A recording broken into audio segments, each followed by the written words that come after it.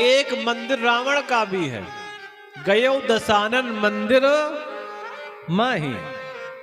अच्छा, जहां हम लोग रहते हैं कानपुर में, यहां पर भी दशानन का मंदिर है। अब खुलता केवल दशहरे को ही है, बाकी समय बंद रहता है। शिवाला में बड़ा दिव्य मंदिर है। भवन एक पुन दीख सुहावा, और विशेषता ये हर मंदिर तह भिन्न बनावा। और भिन्न हो भी क्यों ना, क्योंकि बना किसके लिए था? जगत जननी भवानी के लिए। और रहता कौन था? कुबेर।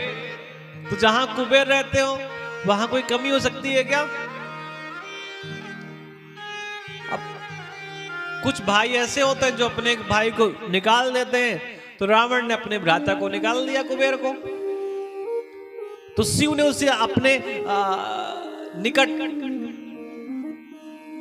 अलकापुरी में बसा करके कुबेर को स्थान दे दिया उत्तर दिशा में।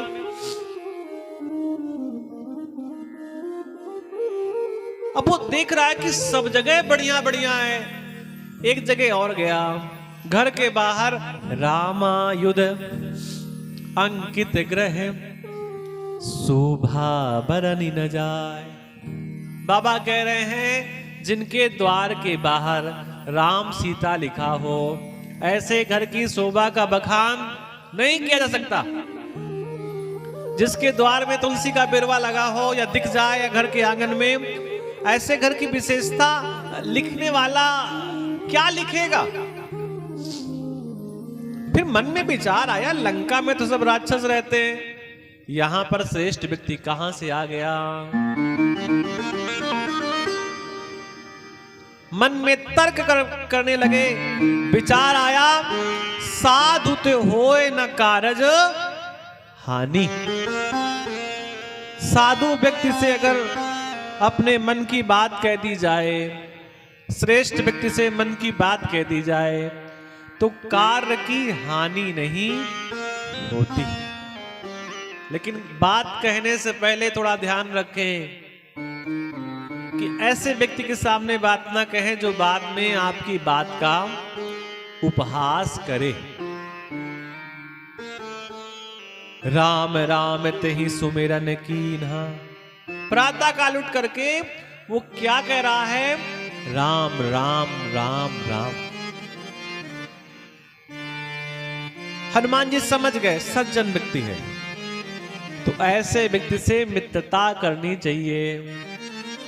लेकिन सीधे अगर हनुमान जी महाराज अपने स्वरूप में चले जाएंगे तो पता नहीं घबरा ना जाए, इसलिए विप्र रूप धरि बचन सुनाए। सुनत विभीषण उठ तह आए, प्रणाम किया, कुशलता पूछी, अपने बारे में कुछ कहो। तब हनुमंत कही सब। अपने बारे में बताओ, तुम हो कौन? तब हनुमंत कही सब। क्या सब? राम कथा। पूरी कथा सुनाई। कौन सी? राम कथा। लेकिन पूछा था तुम्हारा नाम क्या है? तो निज नाम। ऐसा नहीं, बोले वो कथा हो रही है, बोले कौन आ रहा है? बोले वो बापू आ रहे हैं। तो कथा तो पीछे हो गई, बापू आगे आगे, वो आ रहे हैं कथा कहने। मतलब अब कथा की विशेषता क्या है कि कथावाचक बड़े हो गए हैं, कथा छोटी हो गई, वो कथा कहने आ रहे हैं। अरे वो क्या कोई अलग से कथा कह देंगे क्या? अरे कहेंगे तो राम जी की ही कथा ना। पूछा हनुमान जी ने, तुम कैसे रहते हो यहां पे? विभीषण जी ने कहा, सुनहु पवन सुत रहनी हमारी, जिम दस नहीं महु जीव बिचारी। जैसे दांतों के मध्य में जिह्वा रहती है, वैसे मैं यहां पर रहता हूं। अब जिह्वा का स्वभाव क्या है? जैसे दांत में कुछ फंस जाए तो जिह्वा तब तक शांत नहीं बैठती जब तक दांत का तिनका ना निकल जाए। जिह्वा दांत का इतना ध्यान रखती है, लेकिन जब भी दांत को मौका मिल जाता है तो जिह्वा को कुचलने से बचने नहीं देता, वो दबा ही देता है जिह्वा को।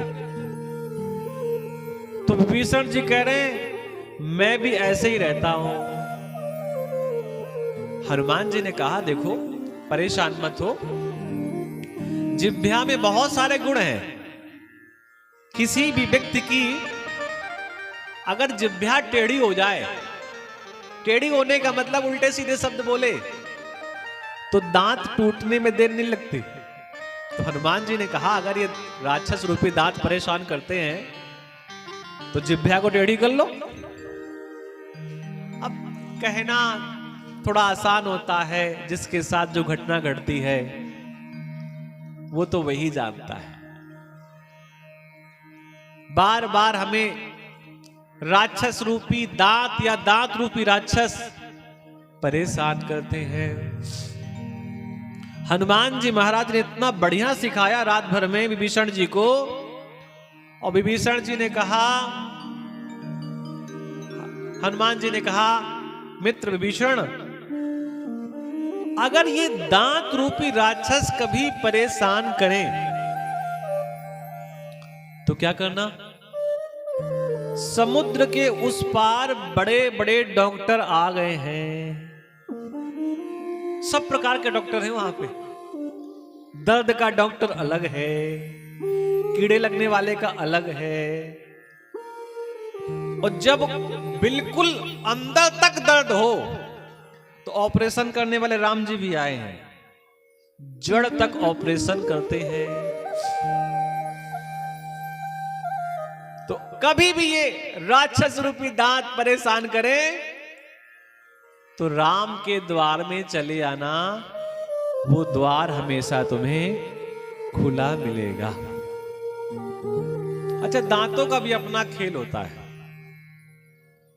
पुराने जमाने की एक घटना, दांत दर्द कर रहा था तो बेचारा डॉक्टर के पास गया। डॉक्टर ने कहा कि अब तो देखो दांत उखाड़ना पड़ेगा। उसने कहा बड़ा दर्द होगा। मरीज ने बोले दर्द तो होगा, लेकिन उखड़ जाने के बाद फिर दर्द नहीं होगा। तो उसका कंपाउंडर था, अब झुन्न करने का उस समय इंजेक्शन नहीं आता होगा, शून्य करने का। तो उसने कहा एक एक एक अगर कार्य ये कर ले तो दर्द थोड़ा कम हो सकता है। बोले क्या? बोले इसे थोड़ी पिलाओ, उससे क्या होगा? उससे इसको साहस मिलेगा। बोले अच्छा। तो थोड़ा उसको पिला दिया दवा। अब उससे डॉक्टर ने पूछा कि कुछ हिम्मत आई दांत निकलवाने की? उसने कहा थोड़ी आई है। कंपाउंडर ने कहा थोड़ी और पिला दो, शायद और ज्यादा आ जाए। थोड़ी और पिलाई गई। बोले अब हिम्मत आई है? बोले हाँ, अब थोड़ी सी अधिक हिम्मत आई है। कंपाउंडर ने कहा थोड़ी और पिला दो। अब इस बार जब पिलाई तो हो गई ज्यादा। अब डॉक्टर ने कहा अब कुछ हिम्मत आई है, दांत निकाल ले। तो हो गई थी ज्यादा। उठ करके खड़ा हो गया, मूंछों में हाथ फेरा। बोले किसके बाप में इतनी हिम्मत जो मेरे दांत में हाथ लगाए? तो भैया सब जगह सावधानी की आवश्यकता है। बड़े बड़े डॉक्टर हैं, आप चले आना वहां पे। सुनहु विभीषण प्रभु कै रीति, करहि सदा सेवक पर प्रीति। हनुमान जी ने कहा विभीषण जी हमें माता तक ले चलो, हम वहां तक पहुंचना चाहते हैं। तब हनुमंत कहा सुन भ्राता। देखूं चाहूं जानकी माता। विभीषण जी ने कहा देखो हम आपके साथ नहीं चल सकते क्योंकि राज परिवार की मर्यादा है, लेकिन हां एक तरीका है, मैं तुम्हें रास्ता बता सकता हूं। जुगुत विभीषण सकल सुनाई, चले पवन सुत विदा कराई। हनुमान जी ने भी कह दिया कि मैं भी राम जी तक तो नहीं ले जा सकता, लेकिन जब भी तुम्हें कष्ट हो तो राम जी के पास आ जाना। हनुमान जी महाराज पहुंचे माता सीता के पास। देखी मनहि महु कीन्ह प्रणामा, बैठे बीत जात निस जामा। मन ही मन हनुमान जी महाराज ने माता सीता को प्रणाम किया। क्या करें, सीधे पहुंच जाएं, लेकिन अगर सीधे पहुंच जाएंगे सीता के पास तो डर जाएंगी। इसलिए हनुमान जी महाराज पल्लों की ओट पे छिप गए। तरु पल्लव महु रहा लुकाई, करई विचार करो का भाई। सुंदरकांड की विशेषता है, यहां पर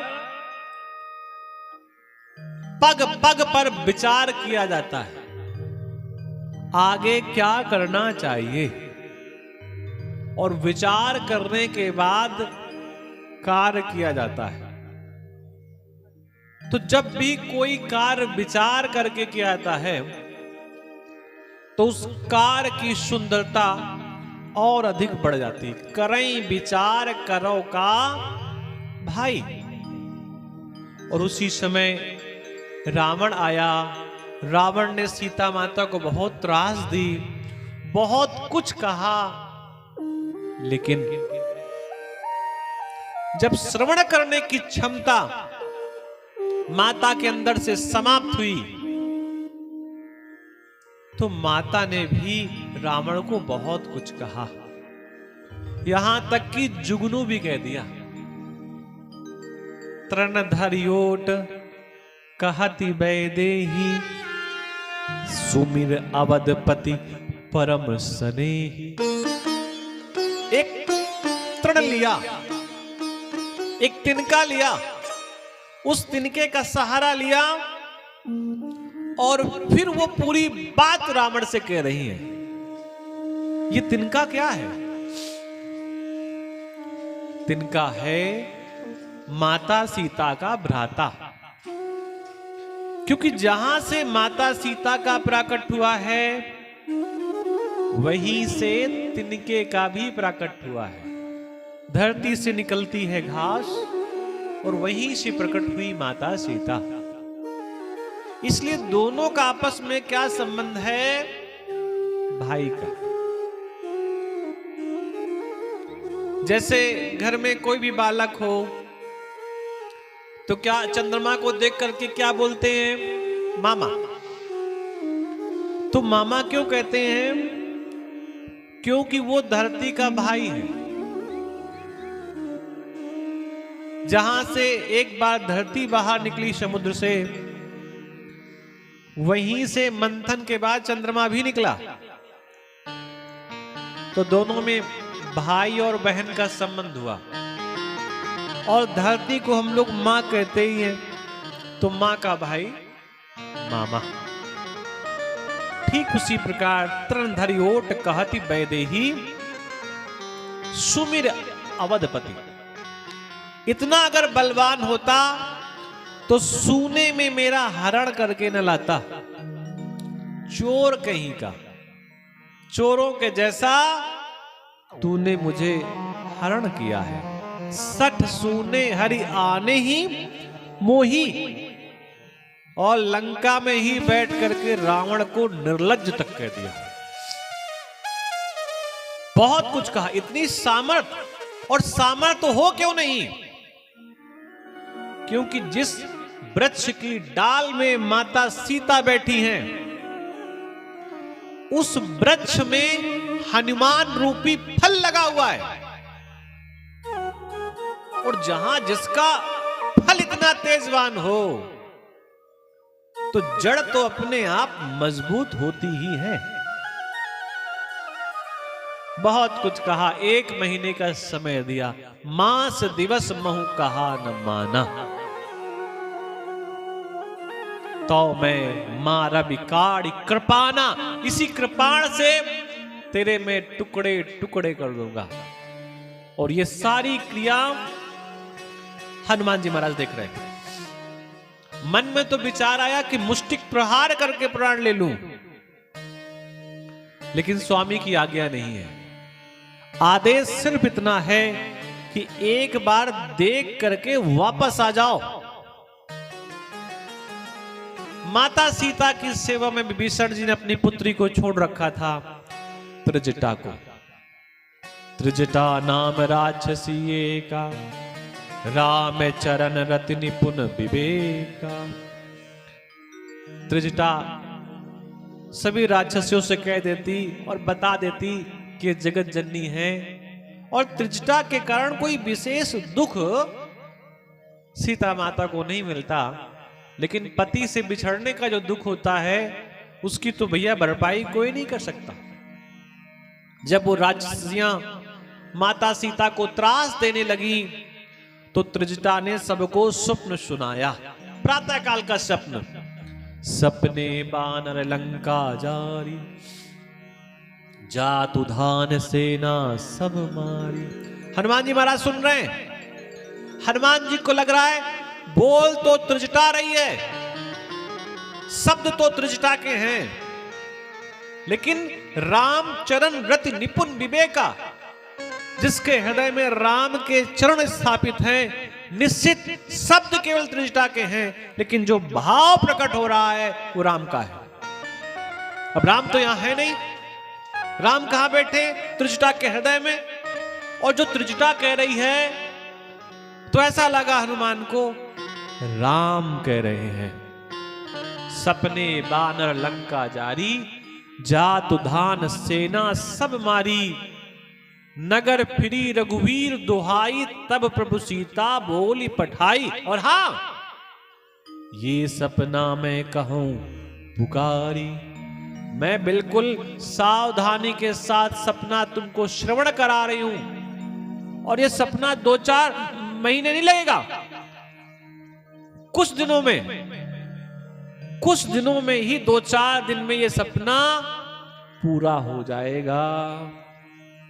हनुमान जी महाराज को लगा माता को तो देखने का जो सौभाग्य था वो तो हो गया, आशीर्वाद भी लेना है, माता को बताना भी है कि मैं यहां पर आया हूं, और मुझे आदेश भी मिल गया कि ये क्रिया यहां पर करनी है। सीता माता भयभीत हैं, बड़ी दुखी है, मन में भाव है कहीं से थोड़ी आग मिल जाए तो अपने प्राण उसी आग में जला करके नष्ट कर दूं। आनी काठ रचुचिता बनाई। देखिए दुख ऐसा होता है, कई सारे ऐसे लोगों के नाम आते हैं जिन्होंने आत्महत्या कर ली। कहीं ना कहीं कभी कभी दुख इतना ज्यादा हो जाता है कि जीने की सभी आशाएं छूट जाती हैं। और दुख तो भैया सब जगह है, किसी के यहां कम मात्रा में है, किसी के यहां अधिक मात्रा में है। इसी भारतवर्ष में जब एक आईएएस अधिकारी अपने प्राण त्याग देता है तो निश्चित मानिए खुशी वहां भी है नहीं, और प्राण त्यागने का विचार तभी आता है जब व्यक्ति सत्संग से दूर होता है। अगर त्रिजटा ना होती तो कब की सीता माता अपने प्राण त्याग चुकी होती। लेकिन त्रिजटा बार बार साहस प्रदान कर रही है। आनि काठ रुचिता बनाई, मां तू अनल पुनि देह लगाई। मां मुझे आग दे, मुझे कहीं से थोड़ी सी आग ले आ। हे चंद्रमा तू ही आग दे दे, अब मैं आगे जीना नहीं चाहती। हनुमान जी को लगा क्या करें। श्री हनुमान जी महाराज ने ऊपर से मुद्रिका नीचे डाल दी। कपि करि हृदय विचार, दीन मुद्रिका डारी तब। एकदम से कोई बात नहीं कही, एकदम से हनुमान जी प्रकट नहीं हुए, धीरे से मुद्रिका डाली। राम जी को लगा ये वृक्ष लगता है आग बरसा रहा है। मुद्रिका में जड़ा हुआ पत्थर चमक रहा था, लेकिन जब उसको देखा तो ऐसा लगा ये तो वही मुद्रिका है जो मेरे हाथ में शोभा पाती थी। और मुद्रिका की विशेषता राम नाम अंकित अति सुंदर। चकित चितौ मुदरी पहचानी, हरस विषाद हृदय अकुलानी। मन में विचार आया, जीत को सके अजय रघुराई। कोई जीत नहीं सकता, राम को तो कोई जीत नहीं सकता। और हां मायाते असी रची नहीं जाए, माया से ऐसी अंगूठी बनाई नहीं जा सकती। सीता मन विचार कर भयो, मन में विचार आया, मधुर बचन बोल्यो हनुमाना। ओ हनुमान जी महाराज राम कहानी सुनाने लगे। उनको लगा राम कथा या राम कहानी से कुछ अच्छा नहीं हो सकता।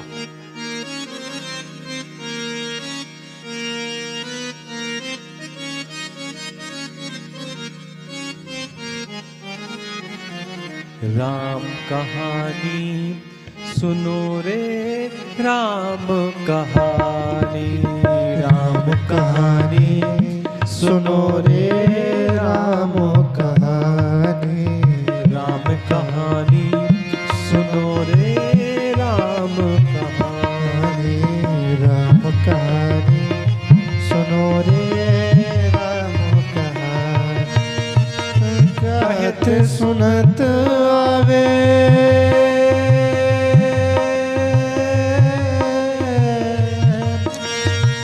कहत सुनत आवे अखियों में पानी।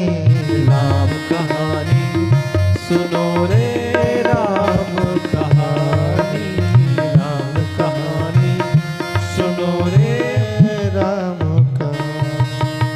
श्री राम जय राम जय जय राम, श्री राम जय राम जय जय राम, श्री राम जय राम जय जय राम, श्री राम जय राम जय जय।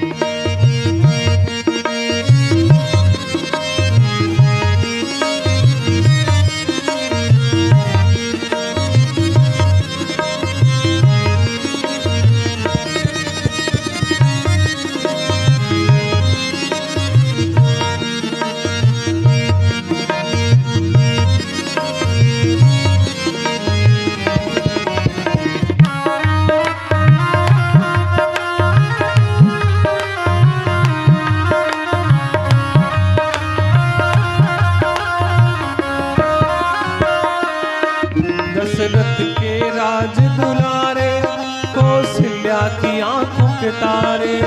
दशरथ के राज दुलारे, कौशल्या की आंखें के तारे। वे सूर्य वंश के सूरज, वो रघुकुल के उजियारे। वो सूर्य वंश के सूरज, हो रघुकुल के उजियारे, राजीव नयन बोले,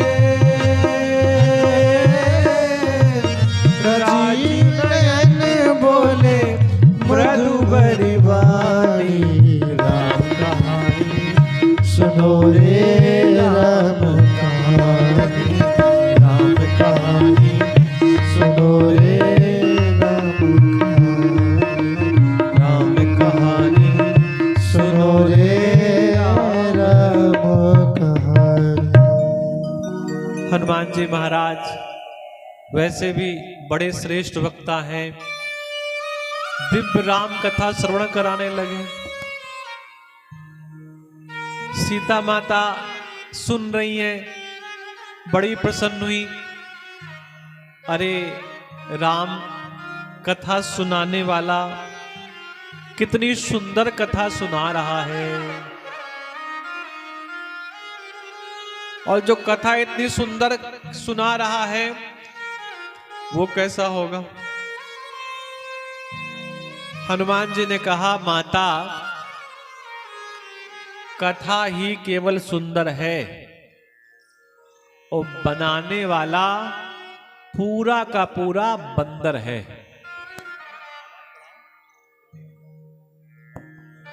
सुनाने वाला कथा पूरा का पूरा बंदर है, कथा ही केवल सुंदर है। रामचंद्र गुण पर नहीं लागा, और सुनते ही सीता कर दुख भागा, मन लगाकर सुनने लगी। और तब हनुमान जी महाराज धीरे से निकट पहुंचे, और हनुमान जी जब निकट पहुंचे तो माता को लगा फिर कोई राक्षस नाटक तो नहीं कर रहा, तो थोड़ा सा मुंह घुमा करके बैठ गई। अपने शब्दों की शुरुआत कैसे करें, क्या कहें।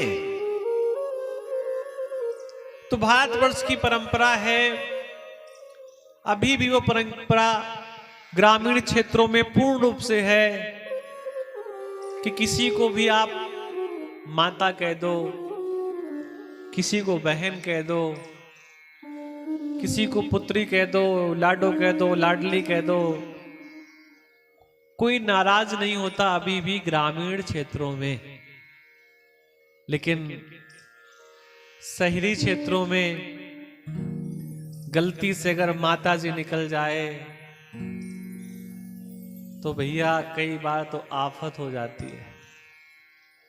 अब हमारे जो आचार्य जी हैं, इनको यही सिखाया गया है कि माता जी ही कहना है। अब ये तो माता जी ही कहते हैं, परिणाम में कई बार डांटे जाते हैं, हम तुमको मां लग रहे हैं, हमें मां मत कहो। माता कहने से ऐसा लगता है कि मैं थोड़ा सा उस एज में पहुंच गई हूं, अच्छा नहीं लगता। लेकिन गांव में अभी भी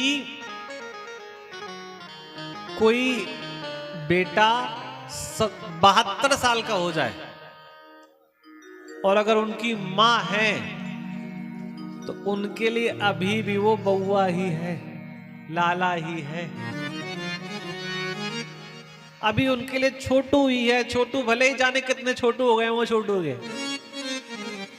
लेकिन शहरों में भैया बड़ा विपरीत है, माता जी कहना कई बार कष्टकारी भी हो जाता है। राम दूत में मां तू जाने, मैं राम जी का दूत हूं, और ऐसा नहीं, सत्य शपथ। अच्छा, जब माता सीता और राम जी पहली बार विवाह के बाद जब वो बैठे तो उस समय होता है उपहार दिया जाता है एक दूसरे को। एक दूसरे ने दोनों को उपहार दिया। राम जी ने कहा वैसे तो हम कोई ऐसा उपहार नहीं देंगे, लेकिन एक वचन देते हैं सीते तुम्हें। वचन क्या है? वचन ये है कि मैं तुम्हारे सिवा किसी और में कभी दृष्टि नहीं डालूंगा। मेरा एक व्रत रहेगा कि मैं इस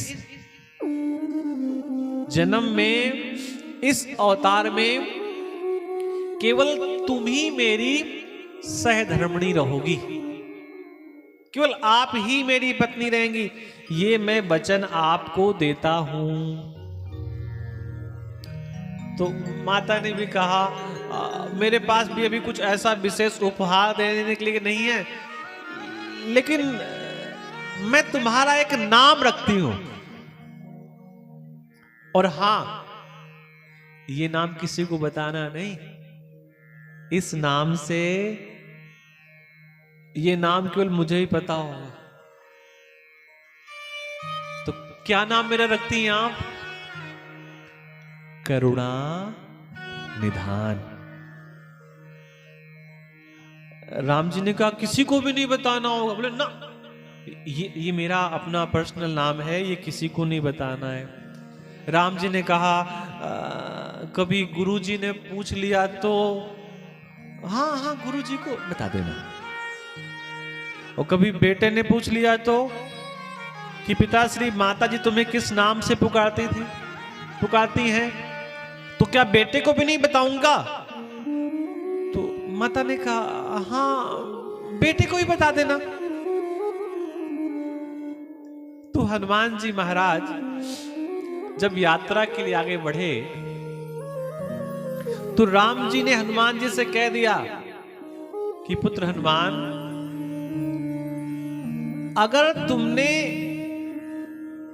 ये नाम लेकर के अपनी बात कही, क्योंकि ये नाम केवल मुझे और सीता को पता है, और आज मैं तुम्हें बता रहा हूं, ऐसा समझना हनुमान कि ये नाम पासवर्ड है। अगर ये वाला वहां पर क्लिक कर दिया तो उनको तुम्हारे ऊपर विश्वास हो जाएगा कि तुमको किसने भेजा है, मैंने भेजा है। तत्काल हनुमान जी ने कहा सत्य शपथ करुणा निधान की, और यह मुद्रिका मात में आनी, दीन राम तुम कह सही दानी। माता जी ने बहुत पूछा कि संग कैसे हुआ, पूरी कथा सुनी, लेकिन बच्चों का स्वभाव होता है कितना ही पेट भरा हो